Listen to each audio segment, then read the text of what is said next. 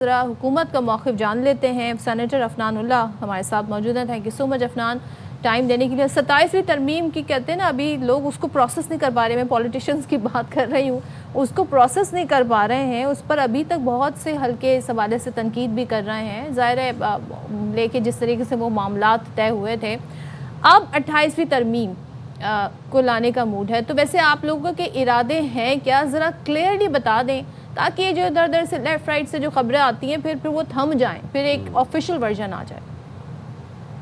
जी, बिस्मिल्लाहिर्रहमानिर्रहीम। देखिए कि कुछ ऐसे मामलात हैं जिनके ऊपर हुकूमत में ये सोच पाई जाती है कि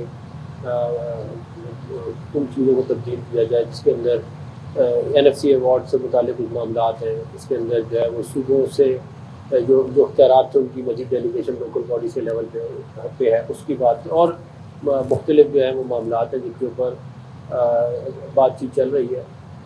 लेकिन अभी कोई हतमी मामला नहीं हुआ। अभी ये एक इनिशियल फेजेस में है, और जब तक इसके ऊपर तमाम पार्लिमानी लीडर और बड़ी पार्टियां एग्री नहीं कर जाती उस वक्त तक जो है इसको तो ये आप समझ लें ड्राफ्ट फॉर्म में मामला। अफनान साहब, बिलावल भुट्टो भी कहते हैं कि 28वीं आईनी तरमीम के लिए हुकूमत ने अभी तक कोई बात नहीं की, और पीपल्स पार्टी के बगैर ये जो तरमीम है 28वीं आईनी तरमीम, ये मंजूर भी नहीं हो सकती।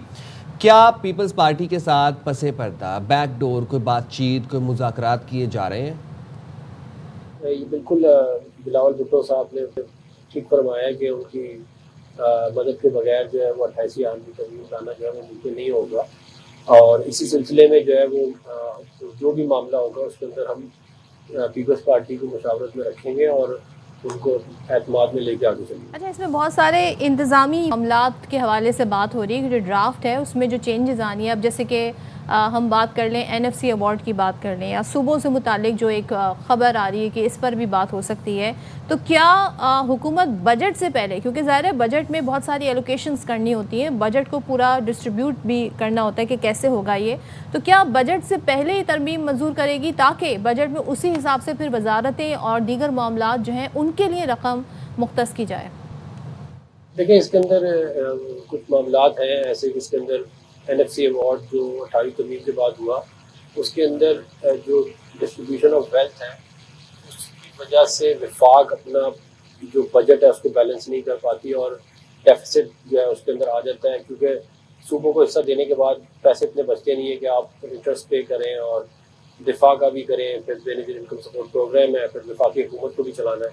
ये तमाम चीज़ें जो हैं वो ज़रा एक इसकी वजह से कंसिस्टेंट तौर पे एक बजट डेफिसिट आ रहा है और आपके लोन्स बढ़ते जा रहे हैं। तो ज़ाहिर है अब ये कोई प्रूडेंट तरीका नहीं है मुल्क को चलाने का। होना तो असूली तौर पे यही चाहिए कि हमें अपने डेफिसिट कम करें और जितने हमारे कम से कम डेफिसिट हो और जो हमारी आमदनी हो उसी के अंदर अपना गुजारा करें। लेकिन ये मसला उस वक्त तक हल नहीं होगा जब तक तमाम सूबे इसके ऊपर बैठ के किसी चीज़ पे एग्री नहीं करेंगे। हम ज़रूर उम्मीद करते हैं कि ये मसला हम अपने तमाम इत्यादियों के सामने रखेंगे और फिर जो भी बाहमी मुशावरत से मामला होगा उसको आगे लेके चलेंगे। अफनान साहब, NFC अवार्ड पे नजर सानी क्यों ज़रूरी है, जबकि हमें ये पता है कि पीपल्स पार्टी एक रिजिड स्टांस रखती है NFC अवार्ड पे शुरू से ही, तो कैसे मनाया जाएगा पीपल्स पार्टी को? आपको लगता है कि ये कोई ईजी टास्क होगा?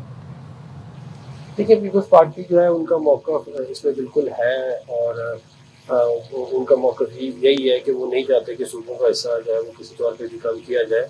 वफाक जो है उसको अपने ज़राए बढ़ाने पड़ेंगे, मगर इसमें प्रॉब्लम सिर्फ ये आती है कि अब हो ये रहा है कि जो सूबे हैं वो अमीर हो गए हैं, वफाक गरीब हो गया है, और कंटिन्यूसली जो है उसकी वजह से बजट जो है वो डेफिसिट के अंदर जा रहा है, और उस डेफिसिट को पूरा करने का कोई तरीका नहीं है सिवाय इसके कि आप जो है वो और लोन लें, और फिर जब आप और लोन लेते हैं तो बेसिकली आप इन्फ्लेशन आती है और उसकी वजह से आप ज़रा और मामला आपके ख़राब होते हैं।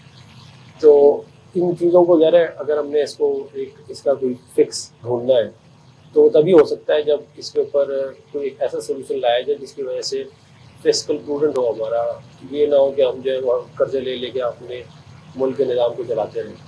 तो उसके लिए जो है हम चाह रहे हैं कि हम तमाम मेजर स्टेक होल्डर्स को उसके ऊपर ऑन बोर्ड करें और उस मामले को आगे लेके चलें। ठीक है, thank you so much Afnan Ullah साहब। सेनेटर अफनान हमारे साथ थे। भाई हुकूमत मुझे लगता है तैयार है, अब बस पीपल्स पार्टी को बनाना बाकी है। तो जनाब, हम भी तैयार हैं।